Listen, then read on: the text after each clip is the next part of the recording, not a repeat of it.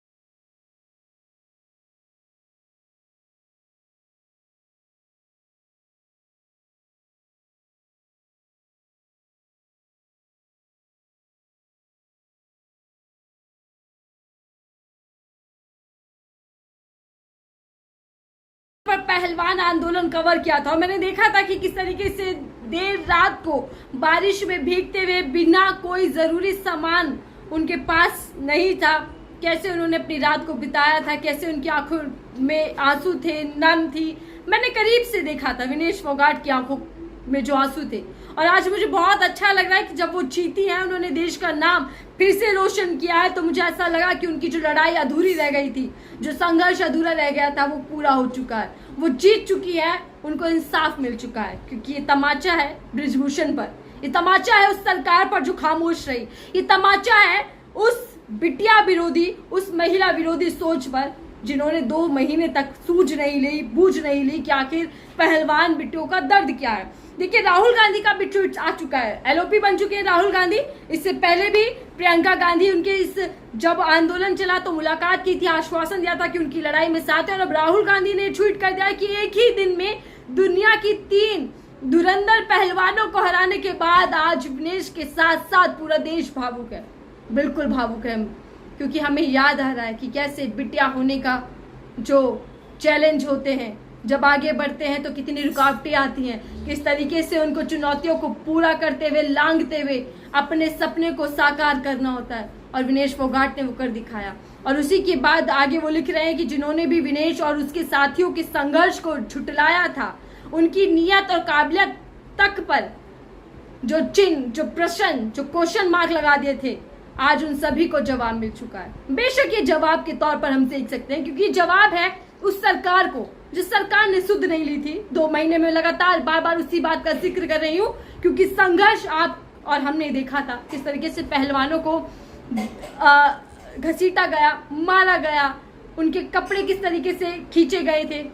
हमने देखा किस तरीके से पहलवानों ने बार बार आह्वान किया था, मदद की गुहार लगाई थी, लेकिन सरकार ने एक नहीं सुनी, सरकार उनके समर्थन में नहीं आई।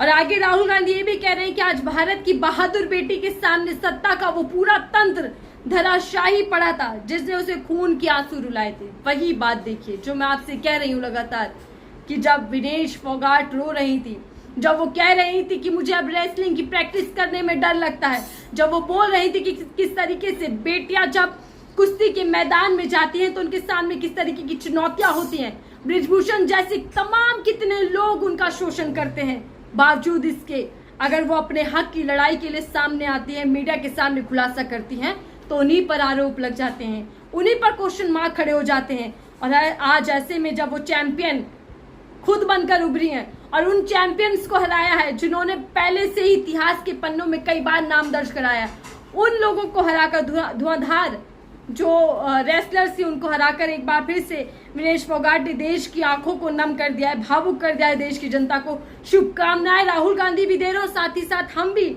यही शुभकामना देते हैं कि आप इसी तरीके से आगे बढ़े और इसी तरीके से देश का नाम रोशन करें। मैं बता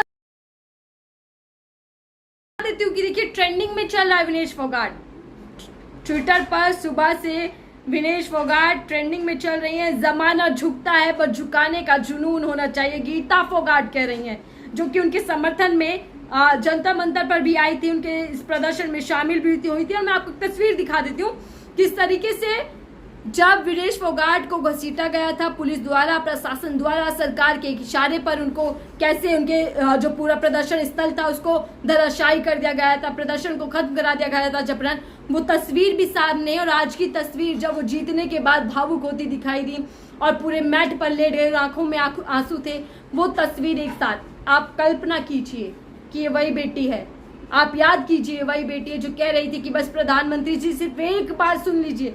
जिस तरीके से आपने जीत के जश्न पर मुझे एक बार फोन कर बात की थी, चाय नाश्ते पर बुलाया था, उसी तरीके से एक बार मेरे संघर्ष में भी मेरा साथ दीजिए।